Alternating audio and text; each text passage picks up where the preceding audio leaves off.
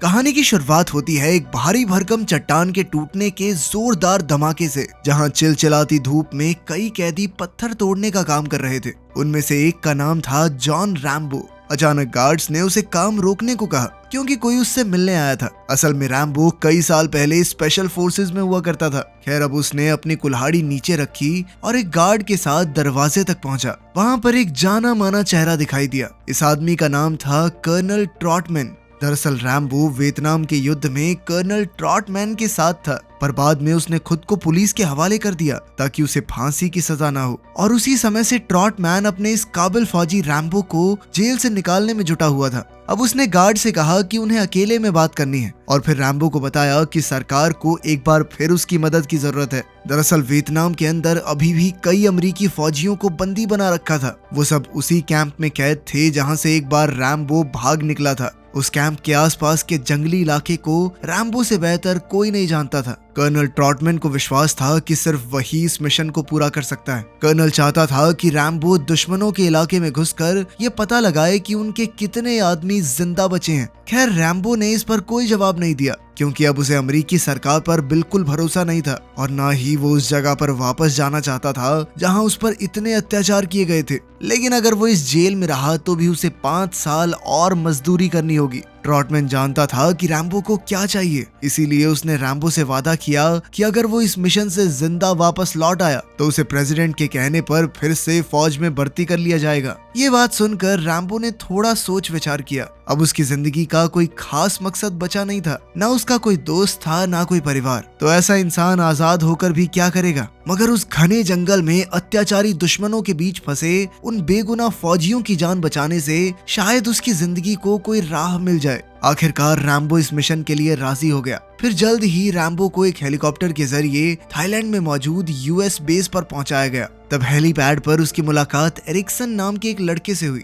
जिसने कहा कि वो रैम्बो के साथ काम करके बेहद खुश है। इसके बाद वो अंदर गए तो वो कर्नल ट्रॉटमैन और मार्शल मर्डक से मिले। तब मर्डक रैम्बो का रिकॉर्ड और मेडल्स देखकर काफी इंप्रेस हुआ, पर पिछली बार पुलिस के साथ हुए कारनामे के बाद क्या वो उनके ऑर्डर्स मान पाएगा। ये पुलिस के साथ वाले कारनामे वाली बात पिछली मूवी में थी, उसे भी हमने एक्सप्लेन किया है, लिंक डिस्क्रिप्शन में मिल जाएगा, वीडियो के बाद देख लेना। खैर, फिर मर्डक ने कहा कि वो भी वियतनाम युद्ध का हिस्सा था। उसने अपनी बटालियन का नंबर बताया और कहा कि उसके कई जांबाज सिपाही इस युद्ध में शहीद हो गए। खैर, सूत्रों के मुताबिक अब भी 2500 सिपाही लापता थे और उनके परिवार ये सवाल पूछने में लगे हुए थे कि वो जिंदा हैं या नहीं। मर्डक ने कहा कि रैम्बो का मिशन है दुश्मनों के बेस में घुसकर सबूत के तौर पर अमेरिकी फौजियों की तस्वीरें खींच कर लाना। मर्डक ने उसे किसी भी तरह की लड़ाई करने से सख्त मना कर दिया। अगर उन्हें वियतनाम पर हमला करना है तो उन्हें ये साबित करना होगा कि उनके सिपाहियों को गैर कानूनी तरीके से बंदी बनाया गया है। अगर रैम्बो सबूत लाने में कामयाब रहा तो कर्नल ट्रॉटमैन की टीम को कैदियों को रिहा करवाने के लिए भेज दिया जाएगा। मगर सिर्फ अपना मिशन पूरा करके कैदियों को वहीं छोड़ कर आने के लिए रैम्बो का दिल नहीं मान रहा था। हालांकि रैम्बो शांत रहा, पर उसके अंदर की जंग की आग जल चुकी थी। खैर, फिर ट्रॉटमैन ने उसे सारा प्लान समझाया। सबसे पहले रैम्बो दुश्मनों के इलाके में पैराशूट से घुसेगा। इस बार उसे पहले के मुकाबले ज्यादा औजार और हथियार दिए जाएंगे। कर्नल ने उसे इनका इस्तेमाल करने की सलाह दी क्योंकि इस बार वो अकेला मिशन पर जा रहा था। इसके बाद रैम्बो को ऑपरेशंस कमांड सेंटर दिखाया गया जो बेहद आधुनिक मशीन से भरा हुआ था, जिससे उसके हर कदम को ट्रैक किया जाएगा। इसके अलावा वियतनाम में कोबा नाम की एक लड़की इस मिशन में उसका साथ देगी। मर्डक ने उसे भरोसा दिया कि सब कुछ आसानी से हो जाएगा, मगर रैम्बो को इस पर ज्यादा यकीन नहीं हुआ। रैम्बो ने कहा कि वियतनाम में सुरक्षा जैसी कोई चीज नहीं है। ये सुनकर मर्डक थोड़ा घबरा गया और उसने ट्रॉटमैन को अपने पास बुलाया, पर ट्रॉटमैन ने उसे विश्वास दिलाया कि रैम्बो वियतनाम युद्ध का सबसे जांबाज फौजी है और वही इस मिशन को पूरा कर सकता है, कोई और नहीं। वो अकेला पूरी पलटन पर भारी पड़ने की ताकत रखता है और जरूरत पड़ने पर वो अपनी जान की बाजी लगाने से पीछे नहीं हटेगा। अब मिशन पर जाने से पहले रैम्बो ने अपना खास चाकू तैयार किया, अपनी राइफल में गोलियां भरी और कुछ और हथियार बांधकर तैयार हो गया। ट्रॉटमैन ने उसे ऑल द बेस्ट कहा। रैम्बो के पास ये मिशन पूरा करने के लिए 36 घंटे का समय था, जिसके बाद उसे एक्सट्रैक्शन पॉइंट पर वापस पहुंचना होगा। खैर, जाने से पहले रैम्बो ने ट्रॉटमैन को बताया कि मर्डक ने झूठ कहा था असल में मर्डक की यूनिट ने वियतनाम में नहीं बल्कि किसी और इलाके में ड्यूटी की थी। खैर फिर भी रैम्बो ने कहा कि मुझे आपके ऊपर विश्वास है और मैं बाकी किसी के फालतू ऑर्डर्स नहीं मानूंगा। कुछ ही पलों में एरिक्सन रैम्बो को अपने प्लेन में बैठा कर ले गया, जबकि मर्डक और ट्रॉटमैन ने उसे जाते हुए देखा। मर्डक ने कहा कि हो सकता है रैम्बो को एक भी अमरीकी सिपाही ना मिले। दरअसल उनका असली मकसद तो सिर्फ आम लोगों को शांत करना था कि हम कुछ कर रहे हैं इस बारे में, ना कि फौजियों को बचा कर लाना। लेकिन उधर रैम्बो किसी भी हाल में अपने साथियों को बचाने के लिए निकल चुका था। जब प्लेन से कूदने का समय आया तो रैम्बो अंधेरे में ही कूद पड़ा, पर बदकिस्मती से उसका पैराशूट बीच में ही फंस गया और बेचारा प्लेन से ही लटक गया। उधर मर्डक ने घबराकर मिशन अबॉर्ट करने का हुक्म दिया,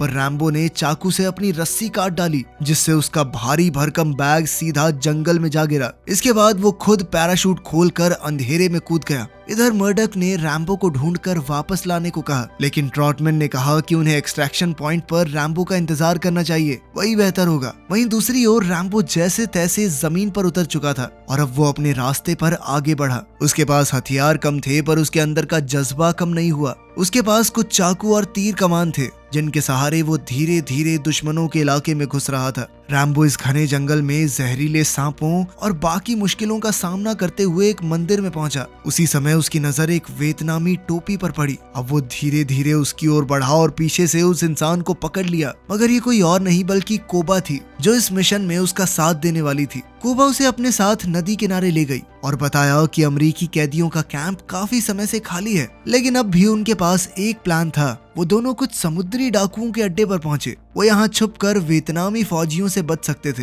हालांकि यहाँ भी उन्हें थोड़ा खतरा तो था, पर डाकुओं को पैसे देने के बाद वो दोनों उनकी कश्ती में आगे निकल पड़े। रैम्बो ने डाकुओं से पूछा कि वो मिलिट्री गार्ड से कैसे बचते हैं, तो डाकुओं के सरदार ने उन्हें हंसते हुए एक रशियन रॉकेट लॉन्चर दिखाया। फिर रास्ते में कोबा ने रैम्बो से पूछा कि आखिर वो वियतनाम में वापस क्यों आया है। रैम्बो ने कहा कि अमेरिका वापस जाने के बाद उसे एहसास हुआ कि उसकी जिंदगी का युद्ध अभी खत्म ही नहीं हुआ। अमेरिका में उसे अलग अलग तरह की मुश्किलों का सामना करना पड़ा, मगर युद्ध के दौरान उसे ऐसा लगा मानो वो उड़ रहा हो। फिर कोबा ने बताया कि अपने पिता के बाद वो उनकी जगह इंटेलिजेंस टीम में शामिल हुई, मगर अब वो चारों ओर मौत का मंजर देखकर थक चुकी है और बस अमेरिका जाकर शांति से जिंदगी बिताने के सपने देखती है। फिर उसने अपने लकी नेकलेस को छुआ तो रैम्बो ने उसे अपना खास चाकू दिखाकर बताया कि यही मेरा लकी चार्म है, जब तक ये मेरे पास होगा कोई मार नहीं सकता मुझे।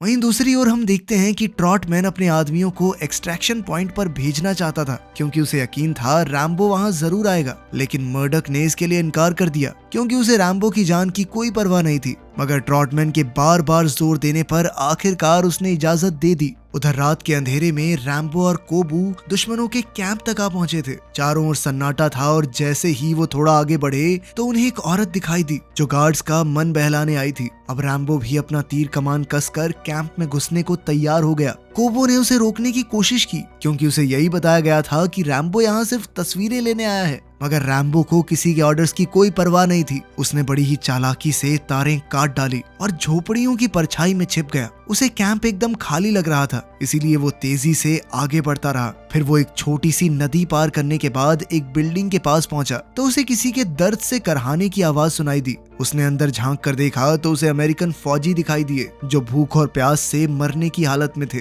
इस बेहद गंदे कमरे में चूहे घूम रहे थे। तभी कमरे के बाहर रैम्बो को बैंक्स नाम का एक सिपाही मिला, जिसे एक पेड़ से बांध कर रखा गया था। तो रैम्बो ने फटाफट उसकी रस्सियां खोल दी। फिर वो दोनों गार्ड से छिपते हुए आगे बढ़े, पर अचानक एक वियतनामी फौजी उनके सामने आ गया। रैम्बो ने उसी पल उसके पेट में चाकू घोंपकर उसकी जान ले ली। फिर दूसरे गार्ड ने फ्लैश लाइट जलाई तो रैम्बो ने तीर चलाकर उसे भी मार डाला। इधर एक सिपाही ने कोबा को देख लिया और वो पकड़ी जाने ही वाली थी कि ऐन वक्त पर रैम्बो ने उसे भी ऊपर पहुंचा दिया। अब रैम्बो, कोबू और बैंक्स एक साथ कैंप से बाहर निकले, पर रैम्बो ने बाकी कैदियों को बचाने के लिए लौटने का इरादा कर लिया था। फिर अगली सुबह वियतनामी फौजियों को अपने साथियों की लाशें मिली, तो वो भगौड़ों को ढूंढने के लिए चारों ओर फैल गए। इधर बैंक्स के शरीर में इतनी ताकत नहीं थी कि वो आगे बढ़ सके, इसीलिए वो एक जगह पर रुक गया। बैंक्स ने उसे बताया कि वो बिल्कुल सही वक्त पर कैंप पर पहुंचा था, क्योंकि सभी कैदियों को लगातार एक जगह से दूसरी जगह भेजा जाता है और उनसे कड़ी मजदूरी करवाई जाती है,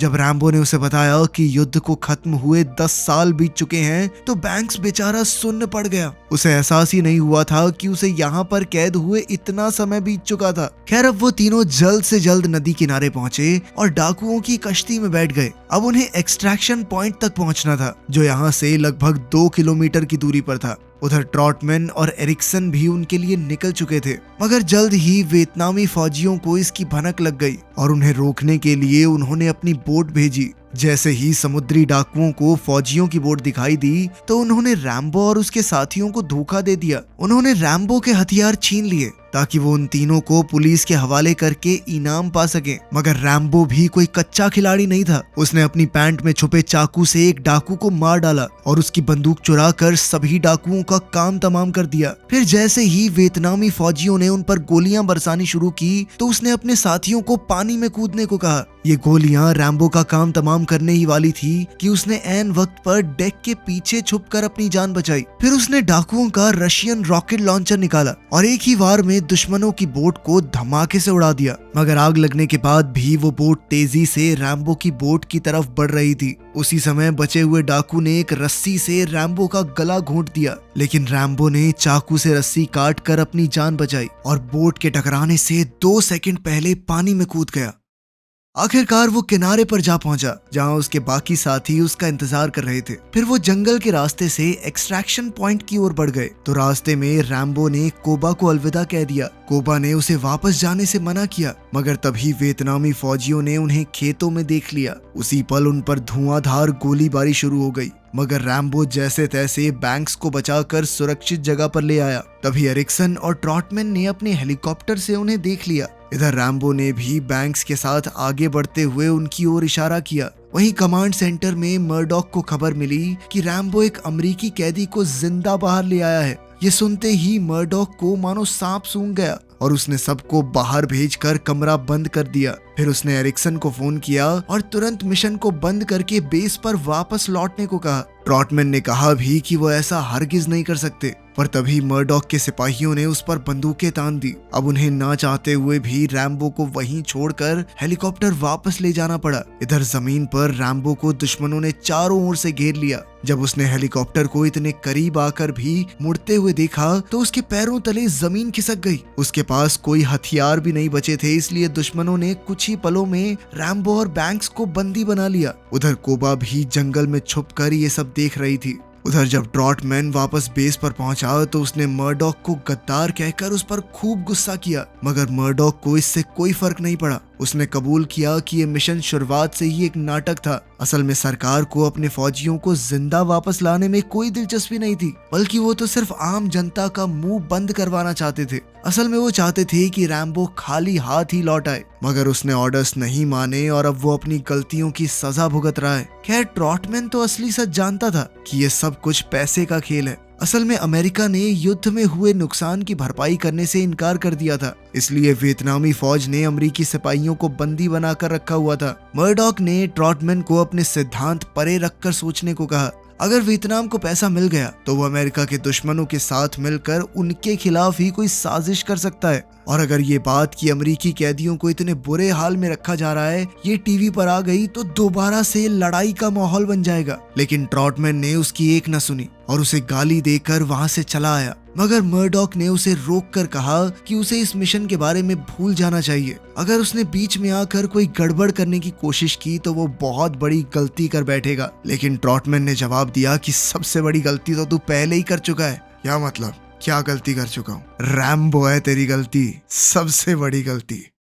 वहीं दूसरी तरफ हम देखते हैं कि रैम्बो को गंदे नाले में डुबाकर उस पर अत्याचार किए जा रहे थे। उसके शरीर पर कीड़े रेंग रहे थे और उसकी बाजुएं लोहे की जंजीरों से बंधी हुई थी। उधर बैंक्स को बाकी कैदियों के साथ एक पिंजरे में बंद कर दिया गया था। जल्द ही एक सोवियत हेलीकॉप्टर इस कैंप में पहुंचा जिसमें लेफ्टिनेंट कर्नल पोडोव्स्की थे। उसने रैम्बो को नाले से बाहर निकालकर पूछताछ के लिए लाने का हुक्म दिया, लेकिन इतना दर्द सहने के बाद भी रैम्बो अब तक चुप था। फिर पोडोव्स्की ने सार्जेंट ह्यूज को बुलाया जिसने रैम्बो के खास चाकू को जलते कोयले में डाल दिया। फिर पोडोस्की ने अच्छा ऑफिसर होने का नाटक करते हुए रैम्बो को अपने ऑफिसर्स से बात करके चेतावनी भेजने को कहा कि अगर अमेरिका ने फिर से जासूसी करने की कोशिश की तो उनके लिए अच्छा नहीं होगा। मगर रैम्बो ने बिना डरे इससे साफ इनकार कर दिया। तब ह्यूज सामने आया और उसने रैम्बो का मुंह खुलवाने के लिए उसे बिजली के जोरदार झटके दिए, मगर रैम्बो ने फिर भी अपने मुंह से एक शब्द नहीं निकाला। फिर पोडोस्की ने अमेरिका के खुफिया मैसेजेस पढ़कर सुनाए जिसमें लिखा था ड्रैगन फ्लाई वुल्फ डेड। तब रैम्बो को एहसास हुआ कि मर्डॉक ने मिशन कैंसिल करके रैम्बो को वहीं मरने के लिए छोड़ दिया था। अब रैम्बो को फिर से बिजली के झटके दिए गए पर वो अभी भी शांत था। इसी दौरान हम देखते हैं कि कोबा गार्ड्स का मन बहलाने वाली लड़की का भेष बनाकर कैंप में आ पहुंची थी। जल्द ही उसे एक झोपड़ी में ले जाया गया जहां उसने एक सिपाही को जान से मारकर उसके हथियार चुरा लिए। उधर इंटेरोगेशन रूम में पोडोस्की रैम्बो पर दबाव बनाने के लिए बैंक्स को ले आया। फिर यूस ने गर्मा गर्म चाकू से रैम्बो के चेहरे को काटना शुरू किया। इसके बाद उसने बैंक्स की आंख के पास चाकू रख दिया ताकि रैम्बो उसे बचाने के लिए अपना मुंह खोले, पर बैंक्स ने चिल्लाकर कहा कि इनके दबाव में आने की कोई जरूरत नहीं है। मगर रैम्बो बैंक्स के साथ अत्याचार होते हुए नहीं देख सका और वो पोडोस्की की शर्तें मानने को तैयार हो गया। फिर उन्होंने रैम्बो को एक रेडियो माइक के सामने बैठाया और वो इंग्लिश में बात करने लगा। तभी कोबा को उसकी आवाज सुनाई दी और वो झोपड़ी की ओर भागी। वहीं दूसरी ओर यूएस बेस पर मर्डॉक और ट्रॉटमैन दोनों ने स्पीकर पर रैम्बो की आवाज सुनी।